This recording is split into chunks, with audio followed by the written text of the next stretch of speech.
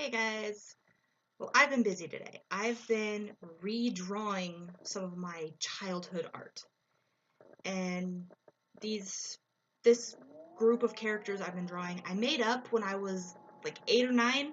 So I was in 3rd or 4th grade. Um, I doodled in school all the time because in a weird way it helps me concentrate. So these came from one of those doodle sessions in school. And they are called the Shape Kids. Um, and they're just what they sound like. They're little anthropomorphic shapes. And while I don't have any of the drawings I did back then, because it's been a long time and things get lost, but I do remember how I used to draw them. And this is basically it. Just plain black and white shapes with legs and arms and stuff. And it was weird, but it was cool. And what's really cool is I was able to use all of these characters through my high school and middle school and school years in various ways. And I decided I was going to redraw them. So I did, in my current style. And while I was drawing them, I realized I never colored them before. So that's what I'm going to do right now while I'm talking to you about these characters. Sorry if you hear pencils moving around because they're loud. So when I was a kid, I always have to be doing something in order to, like, concentrate. Like, whether it's knitting or drawing or whatever. Actually, I recently got a fidget spinner, and that's helped me a lot.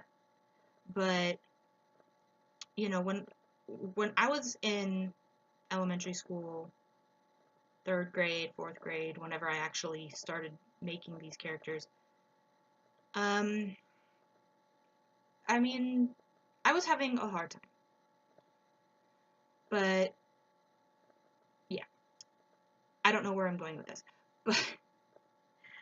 But I always got a separate notebook to, like, doodle in and stuff, and that kind of helped me. Of course, the teachers hated it. They hated that I did that. Because I was always in the front of the class because of vision problems. So they would always, like, see that I was doodling or drawing, and of course they thought I wasn't paying attention.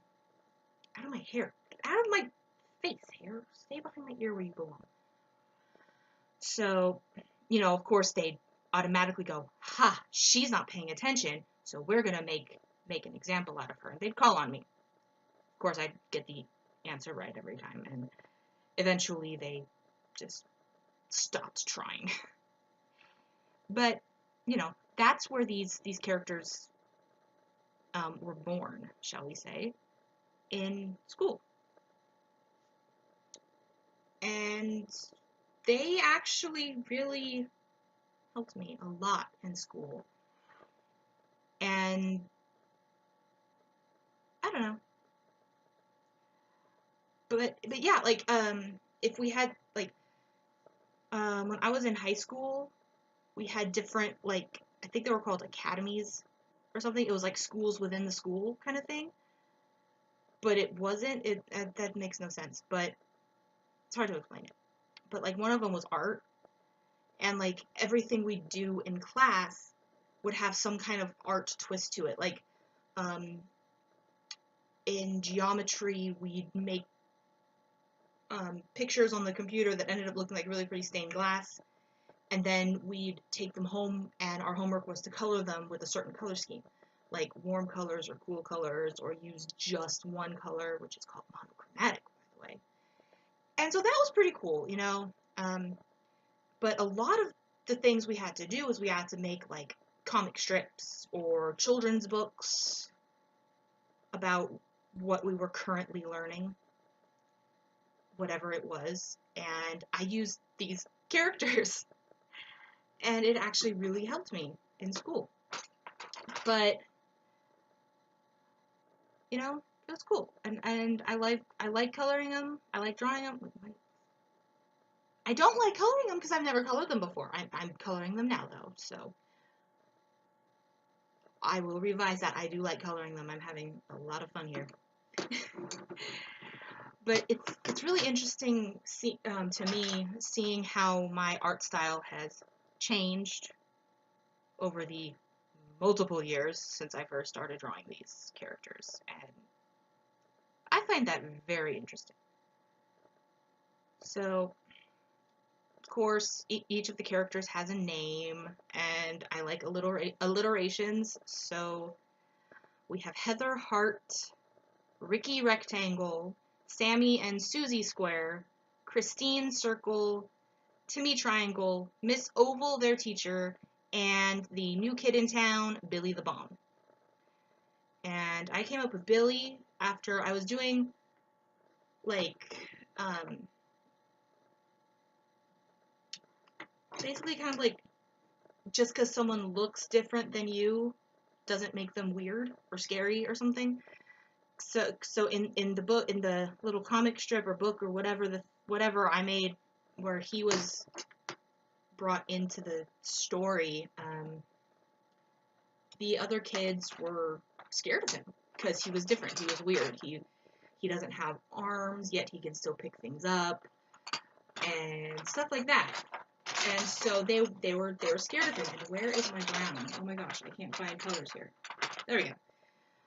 So that was part of it, like learning that just because someone is a little different than you doesn't mean they're bad or scary or something like that, which I think is really cool for anyone to learn.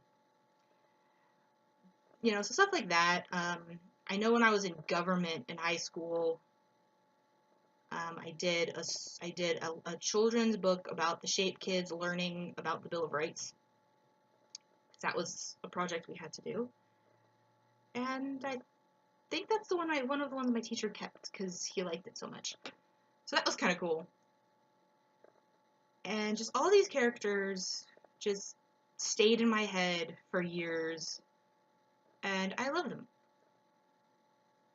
And I mean, I don't know what's going to happen with them. I don't know if I'm ever going to do anything with them, like professionally.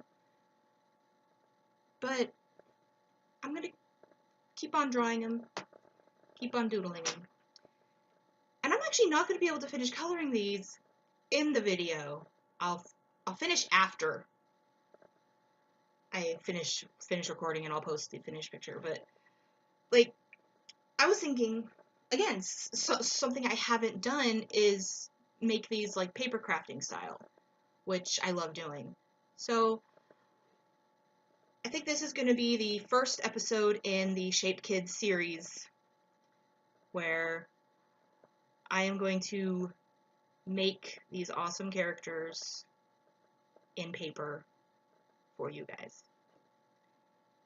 And I mean, the reason why I love these characters so much, I think, is because they were the first characters that were 100%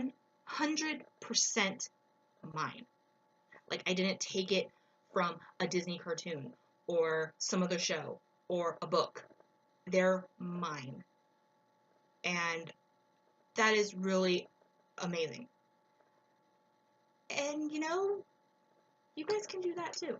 I mean, even something as silly as walking, talking shapes can turn into something very cool and something that can help you, you know, possibly for the rest of your life. Now, again, I don't know where these characters are going to go in the future. I mean, it would be really cool if I could get like a book and like write and illustrate a book with these characters. I'm not entirely sure what I'm going to do with them, but I love them because they're mine.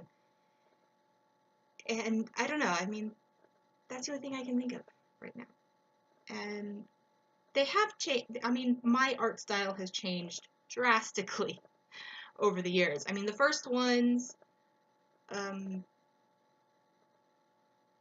wow. I mean, simple little drawings. And, I mean, their eyes were just, like, donut eyes is what my dad calls them. Because, yeah, they look like little donuts. And the drawing style itself was just simple and, you know, the way an 8 or 9-year-old child would draw. But they've grown up with me over the years. And my art style has changed over the years too. And that's why I wanted to revisit these characters today and draw them again. And I have no words. I am in love with how they turned out in my current style, and I will definitely be doing more of them. But I mean, it just goes to show you kind of how a little idea, when worked on and just done, can turn into something really cool. So yeah,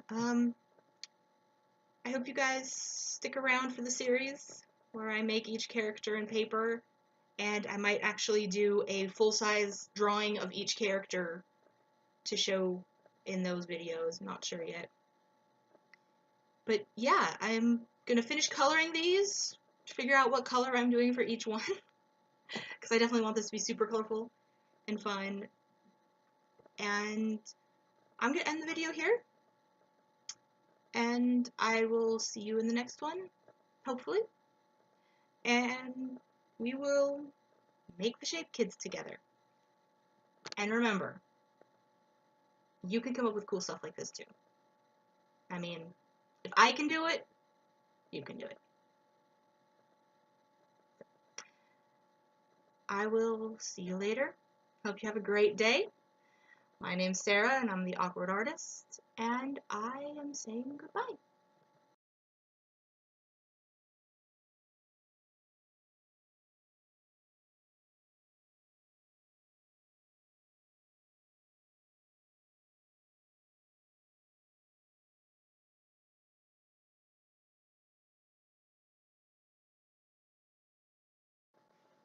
And by the way, how awesome is this backpack? Just saying, it's a unicorn. It's awesome.